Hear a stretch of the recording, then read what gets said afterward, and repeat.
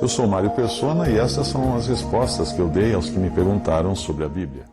Você escreveu contando que frequenta uma igreja onde uma vez por mês o pastor orienta todos a marcharem parados no lugar, isto é, e mudando os pezinhos assim, sem sair do lugar, como se estivesse numa marcha. Segundo ele, todos ali devem fazer isso com o objetivo de vencer as batalhas. Bem, então você pergunta se existe fundamento bíblico para esse tipo de coisa, e a resposta é um sonoro não. Nenhum fundamento. Conseguir com que uma audiência obedeça a ordens sem sentido como essa é uma vitória só para quem gosta de praticar lavagem cerebral, porque demonstra que já conseguiu destravar o bom senso dos seus ouvintes.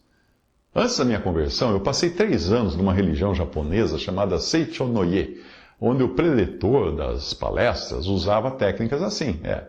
Primeiro ele pedia para ficarmos em pé, depois para nos sentarmos, depois em pé novamente, depois para olharmos para um lado, depois para olharmos para o outro lado, depois para olharmos para cima, olharmos para baixo, depois dar a mão para a pessoa que estava ao lado, depois dar um abraço na pessoa ao lado, ficar num pé só, dar uma girada no lugar, dar uns pulinhos no mesmo lugar, levantar uma mão, levantar as 2 mãos, dar um grito e assim por diante. As ordens... Eu viria a perceber isso depois, não é? As ordens iriam do simples para o complexo. E terminavam com todos colocando as mãos na barriga, se curvando e gritando, "Ha! Outra vez! Ha! Outra vez! Ha! Ha! Ha! Ha! Ha! Ha! Ha!" No fim, nós estávamos todos curvando o corpo e gargalhando a beça. E a ideia era essa: ganhar a confiança da audiência e mostrar que obedecer às ordens que o preletor dava era divertido, mesmo que fossem absurdas, constrangedoras, mas era divertido, porque no final nós estávamos todos gargalhando naquelas posições ridículas que ele mandava a gente ficar. Quando estavam todos com a guarda devidamente baixada e o desconfiômetro desligado, esperando a próxima ordem divertida e absurda do preletor, aí ele vinha com a doutrina. Tudo aquilo tinha servido para preparar as nossas mentes, para nós ficarmos como filhotes de passarinho, assim, de biquinho aberto no ninho, para o preletor enfiar as minhocas das suas mentiras, diretamente na nossa cabeça, no nosso cérebro. Um pastor que conseguiu chegar a essa ordem ridícula de mandar marchar no lugar, porém, com um grau mais alto de complexidade como esse, já pode fazer os membros da sua igreja comerem na mão dele.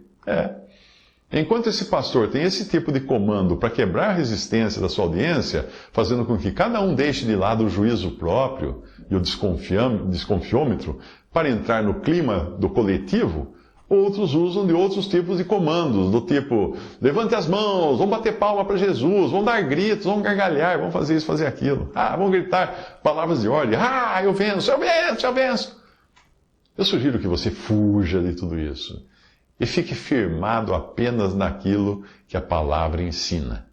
E quando alguém disser a você que deve marchar sem sair do lugar, questione, pergunte, onde é que diz isso na Bíblia? Quando foi que os apóstolos ensinaram tal coisa?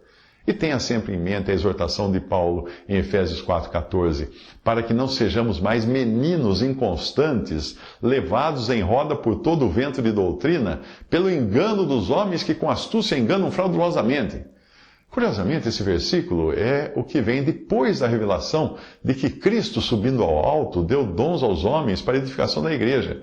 E ele mesmo deu uns para apóstolos, e outros para profetas, e outros para evangelistas, e outros para pastores e doutores, querendo o aperfeiçoamento dos santos, para a obra do ministério, para a edificação do corpo de Cristo, até que todos cheguemos à unidade da fé, ao conhecimento do Filho de Deus, a homem perfeito, à medida da estatura completa de Cristo. Efésios 4, de 11 a 13.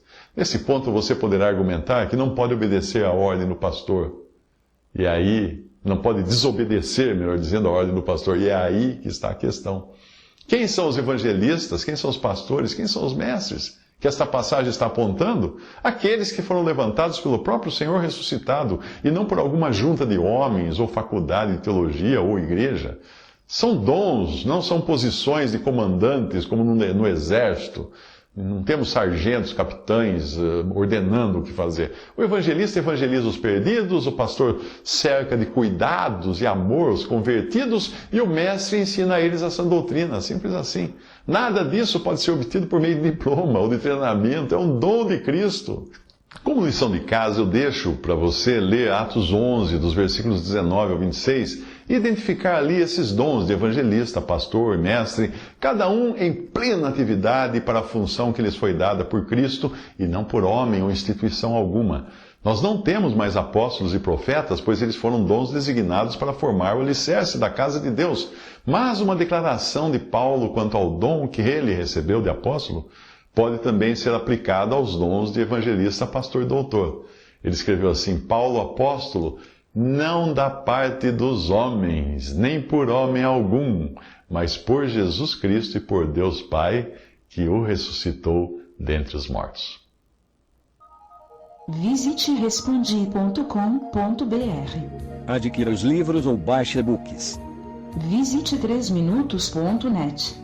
Baixe o aplicativo.